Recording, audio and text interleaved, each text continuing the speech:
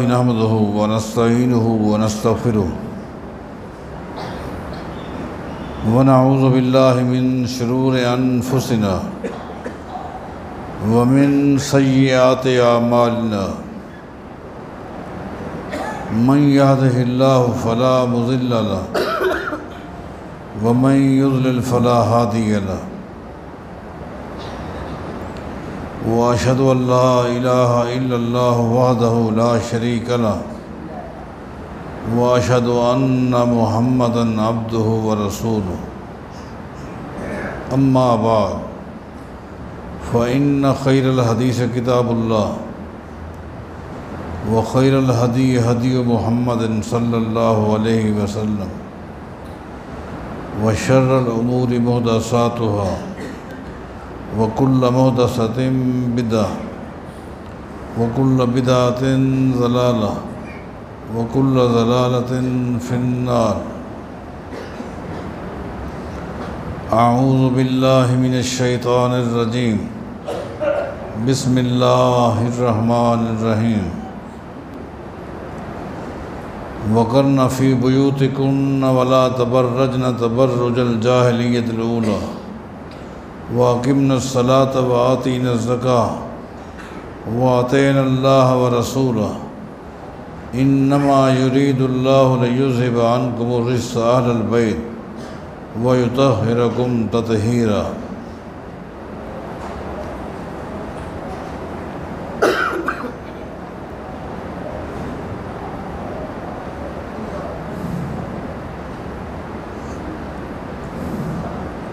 اہل بیت کے عنوان کو شروع کیے ہوئے کافی دن ہو گئے ہیں۔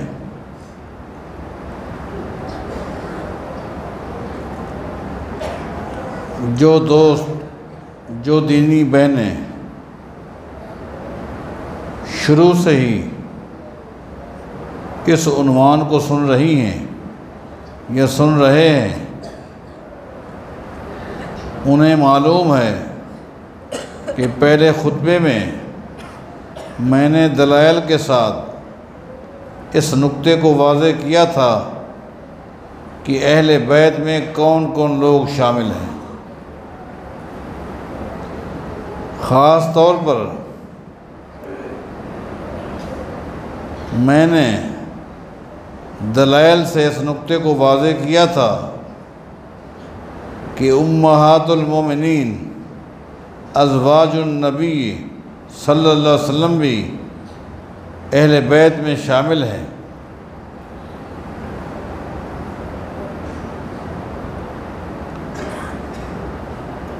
اس کے بعد نبی علیہ الصلوۃ والسلام کی اولاد میں سے بعض کا اور اسی طرح بنو ہاشم کے گھرانوں میں سے بعض ہستیوں کا انفرادی طور پر بھی مقام، عظمت، ان کی خدمات دلائل کے ساتھ واضح کی۔ اس میں ایک نقطہ یہ بھی تھا کہ جو احباب ہمارے بارے یہ ذہن رکھتے ہیں، یہ سوچ رکھتے ہیں کہ یہ تو اہل بیت کو مانتے ہی نہیں ہیں، اہل بیت کے بارے تو ان کو سوچ ہی بڑی عجیب و غریب ہے، تاکہ ان لوگوں کی اس غلط فہمی کو بھی دور کیا جائے۔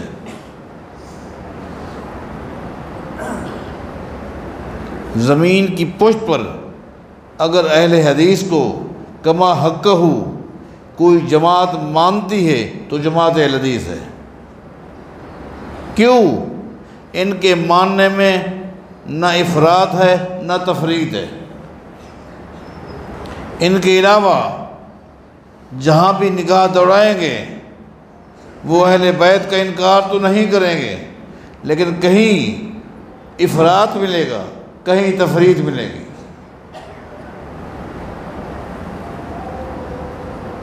بہرحال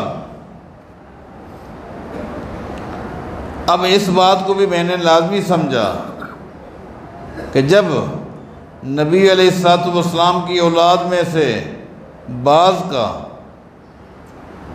بنو ہاشم کے گھرانے کے بعض افراد کا انفرادی طور پر ذکر ہو چکا، ان کی عظمت کو بیان کیا جا چکا، تو لازم سمجھا کہ نبی علیہ الصلوۃ والسلام کی ازواج مطہرات میں سے بھی بعض کا انفرادی تذکرہ ہونا چاہیے۔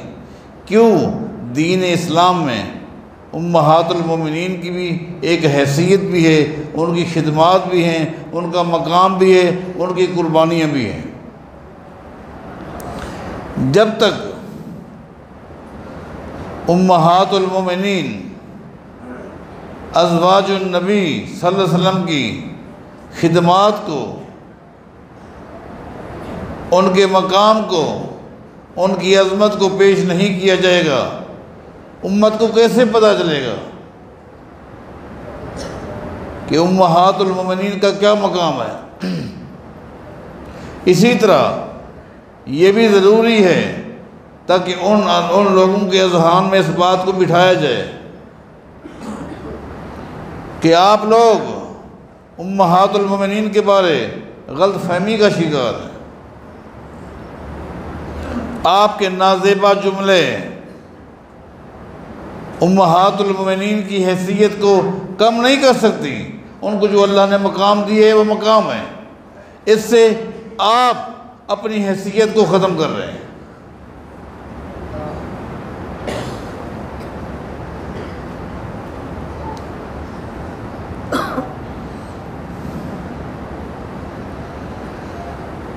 اس لیے جو ہمارے بھائی، جو ہماری بہنیں شروع سے ہمارے ساتھ ہیں، انہیں تو پتہ ہے کہ امہات المومنین رضوان اللہ علیہن اجمعین وہ بھی اہل بیت میں ہیں۔ جو بعد میں آ کر ملے یا شروع کے خطبے میں نہیں تھے، اس لیے میں آج لازمی سمجھتا ہوں کہ کچھ ایسے دلائل رکھوں اس نقطے کو واضح کرنے کے لیے کہ امہات المومنین بھی اہل بیت میں ہیں۔ کچھ ایسے دلائل رکھوں جو لوگ شروع سے ہمارے ساتھ ہیں، ان کے علم میں اضافہ ہو جائے، جو شروع میں ہمارے ساتھ نہیں تھے انہیں مسئلے کی حقیقت واضح ہو جائے۔ دیکھیں، پہلی بات تو یہ ہے، تھوڑا سا ہر شخص اپنی عقل سے سوچے۔ کسی بھی شخص کے اہل بیت میں سب سے پہلے اس کی بیوی آتی ہے، سب سے پہلے اصالتاً اس کی بیوی آتی ہے، اس کے بعد طبعاً اس کی اولاد آتی ہے۔ اولاد کو شامل کرنا اور گھر والیوں کو نکال دینا عقلاً بھی صحیح نہیں ہے، عقلاً بھی صحیح ہے، نہ عقلاً صحیح ہے نہ نقلاً صحیح ہے۔ اب آئیے دلائل کی طرف۔ ابو داؤد کی حدیث ہے جسے علامہ البانی رحمہ اللہ اپنی صحیح میں لائے ہیں۔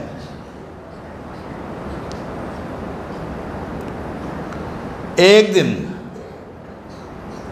نبی علیہ الصلوۃ والسلام کے گھر مدینے کی بہت ساری عورتیں جمع ہو گئیں اور انہوں نے آ کر اپنے اپنے خاوندوں کی شکایتیں کی کہ ان کا رویہ ہمارے ساتھ صحیح نہیں ہے، ان کا معاملہ صحیح نہیں ہے، بہت زیادہ سختیاں چل رہی ہیں۔ نبی علیہ الصلوۃ والسلام نے وہ گفتگو سنی اور آپ خاموش رہے۔ جب آپ ممبر پہ تشریف لائے تو آپ نے خطبہ دیا۔ اس خطبے میں آپ نے فرمایا لَقَدْ طَافَ بآل محمد صلی اللہ علیہ وسلم، آل محمد کے پاس مدینے کی بہت ساری عورتیں جمع ہوئی تھیں۔ اب آپ بتائیں آل محمد سے مراد کون سے لوگ ہیں؟ لقد طاف بآل محمد صلی اللہ علیہ وسلم نساء کثیر، بہت ساری عورتیں آل محمد کے پاس جمع ہوئی تھیں اور انہوں نے اپنے اپنے خامدوں کے بارے شکایتیں کی۔ اب بتائیں آل محمد سے مراد کون ہے؟ سیدہ فاطمہ کا گھر تو اپنا ہے،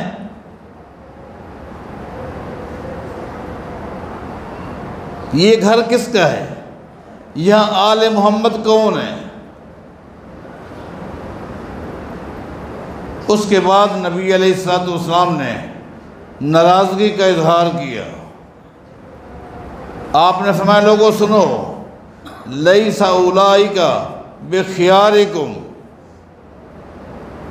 جو لوگ اپنے گھر والیوں کے ساتھ اچھا سلوک نہیں کرتے، سختی کرتے ہیں، پریشان کرتے ہیں، خام خواہ ان کو پریشرائز کرنے کی کوشش کرتے ہیں، دبا کے رکھنے کی کوشش کرتے ہیں، سن لو ایسے لوگ میری امت کے اچھے لوگوں میں شامل نہیں ہیں۔ اللہ تعالی ہم سب کو پیغمبر کی امت کے اچھے لوگوں میں شامل فرما دیں۔ آگے نبی علیہ السلام نے ایک جگہ پر آتا ہے، فرمایا خیارکم خیارکم لأہلی وأنا خیارکم لأہلی، لوگو تم میں سب سے بہترین انسان وہ شخص ہے جس کا اخلاق، جس کا رویہ اپنی بیویوں کے ساتھ اچھا ہوتا ہے، اپنے گھر والوں کے ساتھ جس کا سلوک اچھا ہے وہ سب سے بہترین ہے۔ وہ خیارکم لأہلی، اس لحاظ سے فرمایا، اس لحاظ سے اللہ کی پوری مخلوق میں سب سے بہترین انسان محمد ہے، اس لیے کہ سب سے اچھا رویہ بیویوں کے ساتھ محمد کا ہے صلی اللہ علیہ وسلم۔ یہ بھی مسئلہ واضح ہو گیا، اللہ ہمیں بھی اچھا بننے کی توفیق عطا فرمائے۔ اور یہ بھی پتہ چل گیا کہ آل محمد سے مراد کون ہے؟ ازواج مطہرات۔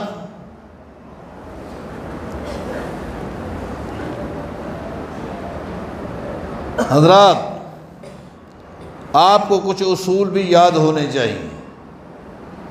قرآن کریم میں کچھ آیات ایسی ہیں جو مجمل ہوتی ہیں،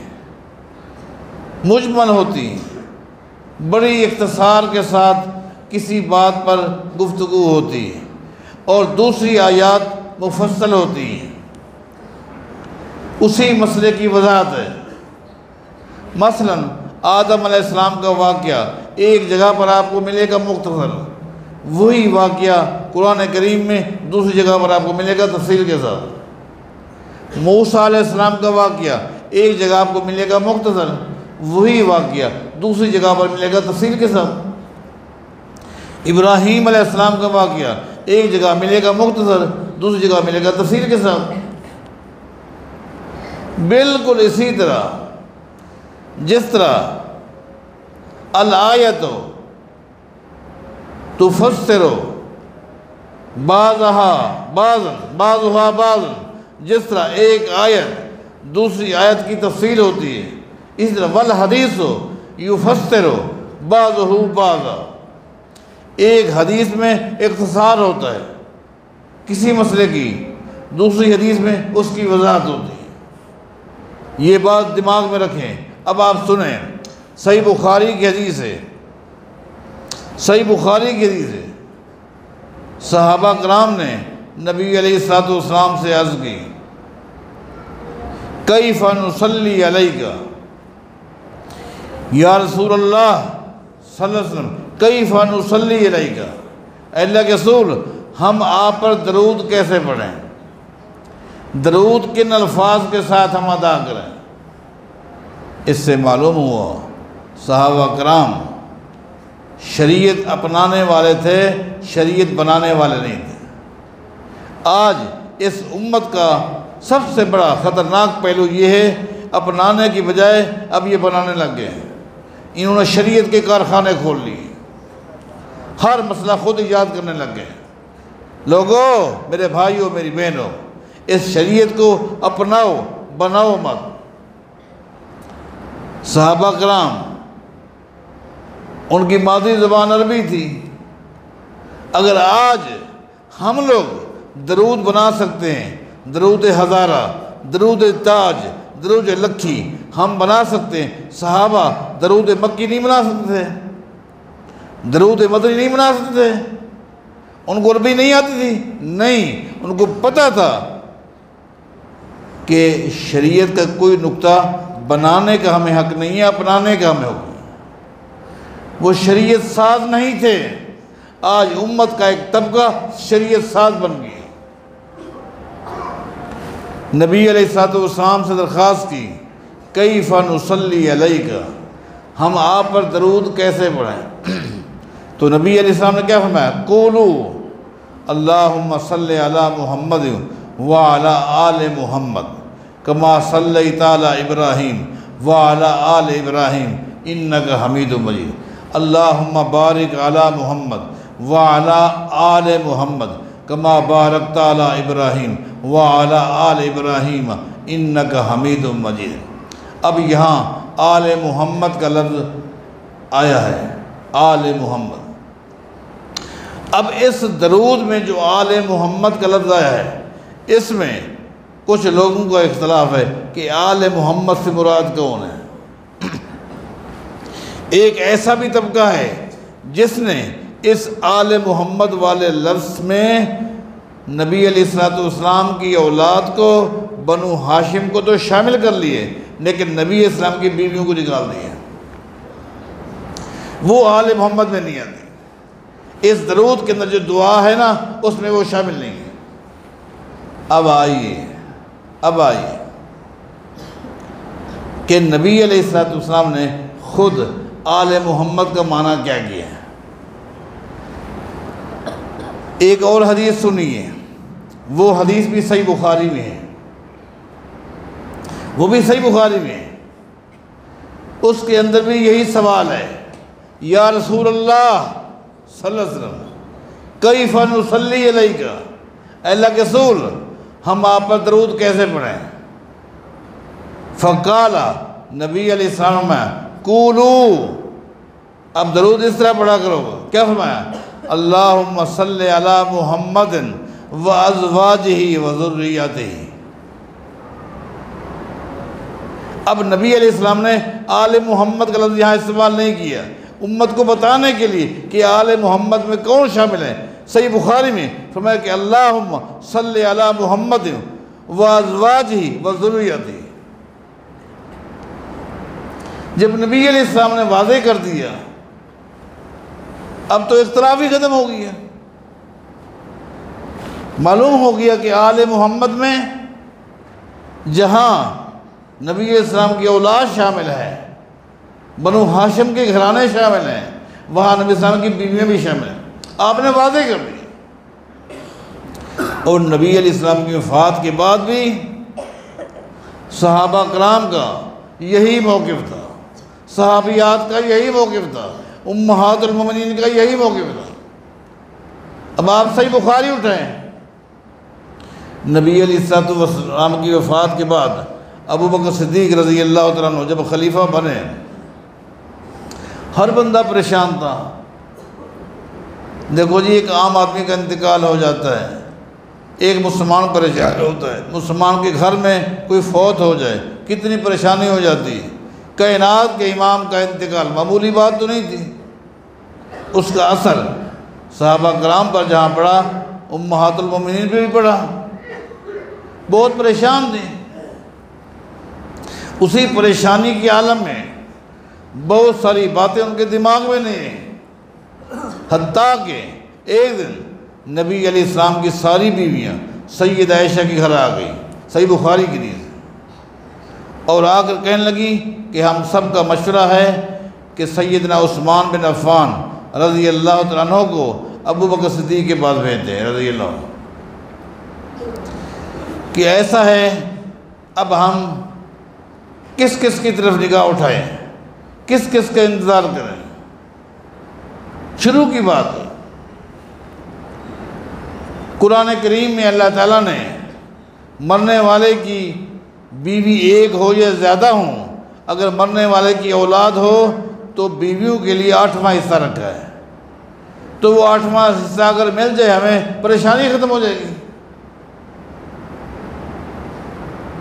یہ صحیح بخاری کی حدیث ہے۔ سید عائشہ رضی اللہ تعالیٰ عنہ نے گفتگو سننے کے بعد کیا کہا؟ فرمایا الا تتقین اللہ، کائنات کے امام محمد مصطفیٰ کی بیویوں صلی اللہ علیہ وسلم، الا تتقین اللہ، کیا تم اللہ سے نہیں ڈرتی؟ تمہارے دل میں اللہ کا خوف نہیں ہے؟ الم تعلمنا، کیا تمہیں معلوم نہیں ہے، تمہیں یاد نہیں ہے ان النبی صلی اللہ علیہ وسلم کان یقول، نبی علیہ السلام کی ایک حدیث جو آپ نے ہمیں بتائی تھی وہ بھول گئی؟ اب امہات المومنین پریشان بیٹھے ہیں، کون سی حدیث ہے جو سید عائشہ کو یاد ہے اور ہمارے دماغ میں نہیں رہے؟ کیا تمہیں نبی علیہ السلام کی وہ حدیث یاد نہیں ہے؟ آپ نے فرمایا تھا لا نورث ما ترکنا صدقہ انما یاکل آل محمد صلی اللہ علیہ وسلم من ھذا الماء۔ نبی علیہ السلام نے فرمایا نہیں تھا کہ ہم انبیاء کا جائیداد کے حوالے سے کوئی وارث نہیں ہوتا، انبیاء جو چھوڑ کے جاتے ہیں اس کی جائیداد کو خاندان میں تقسیم نہیں کیا جاتا۔ ہاں نبی علیہ السلام نے یہ فرمایا تھا انما یاکل آل محمد صلی اللہ علیہ وسلم من ھذا الماء، ہاں آل محمد کی جتنی ضرورت ہوگی ضرورت کے مطابق ان کو ملتا رہے گا، ضرورت کے مطابق ان کو ملتا رہے گا۔ کن کو؟ آل محمد کو۔ اب یہاں آل محمد سے کون مراد ہے؟ ان کو ملتا رہے گا اور انشاءاللہ ہمیں ملتا رہے گا۔ فانتہا ازواج النبی صلی اللہ علیہ وسلم الی ما اخبرتہن، جب سید عائشہ نے نبی علیہ السلام کی حدیث سنائی تو تمام امہات المومنین سننے کے بعد جو پروگرام تھا وہ خاموشی اختیار کی۔ یہ چند دلائل تھے، چونکہ میں گھڑی کو دیکھ رہا ہوں آج کل بہت ہی مختصر وقت مل رہا ہے، بات مکمل نہیں ہو پاتی، اس لیے انشاءاللہ اب امہات المومنین میں سے کچھ کا تذکرہ تفصیل کے ساتھ انشاءاللہ آپ کے سامنے پیش کروں گا۔